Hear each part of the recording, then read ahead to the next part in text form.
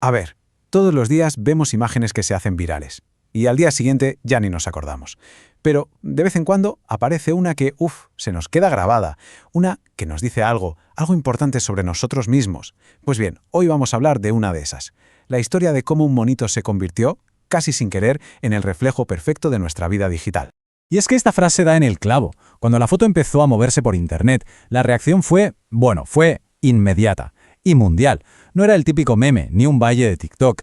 Era otra cosa. Algo mucho más visceral, ¿no? Tocó la fibra sensible de millones de personas. Y claro, la pregunta del millón es ¿por qué? Pues para responder a eso, lo primero es conocer al prota de esta historia. Aquí lo tenemos. Se llama Punch. Y su historia, la verdad, no empezó nada bien. Mirad, en el mundo de los primates, que tu madre te rechace es, de lo peor que te puede pasar. Es un golpe tremendo. Si a eso le sumas que el resto de monos le acosaba, pues su situación era increíblemente frágil. Su vida pendía literalmente de un hilo. Pero entonces pasó algo. Los cuidadores del zoo, que veían lo mal que lo estaba pasando, decidieron intervenir.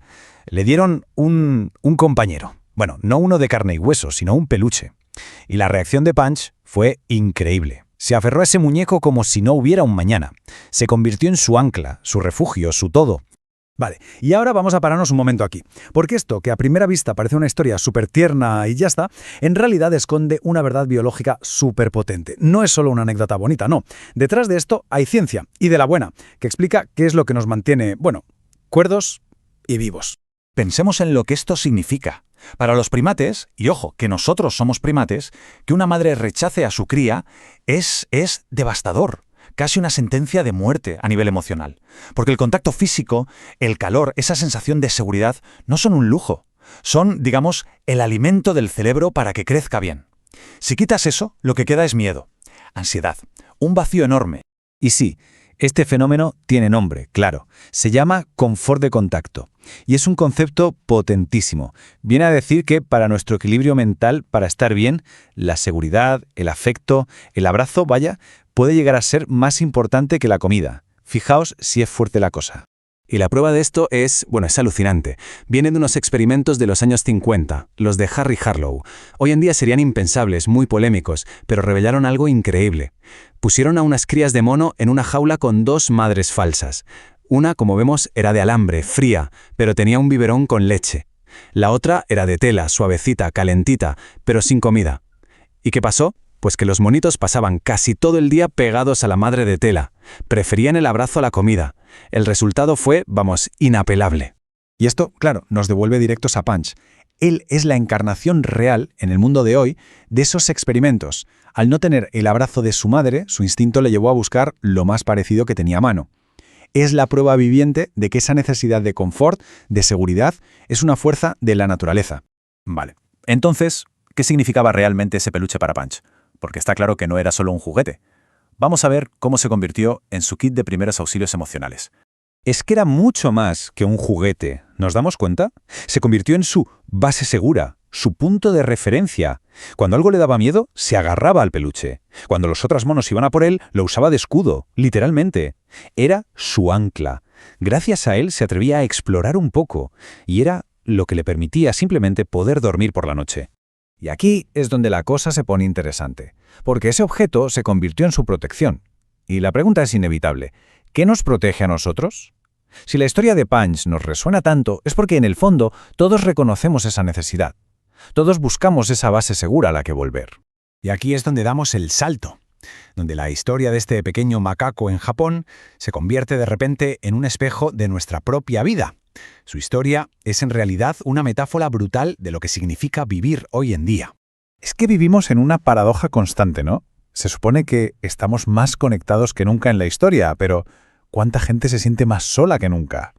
Es como si viviéramos en una especie de incubadora digital. Hay gente por todas partes, sí, pero al otro lado de una pantalla.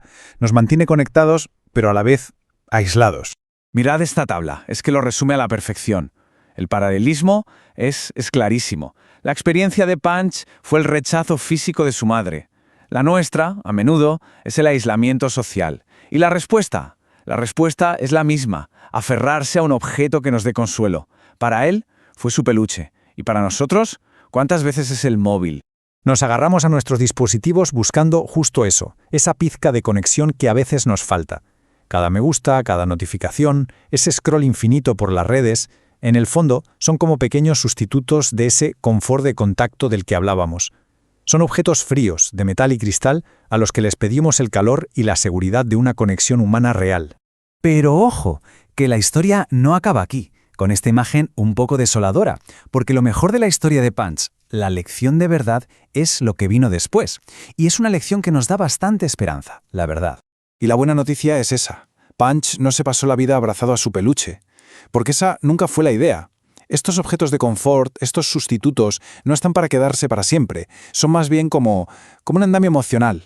Lo pones para reparar algo, pero la idea es quitarlo cuando el edificio ya se sostiene por sí mismo.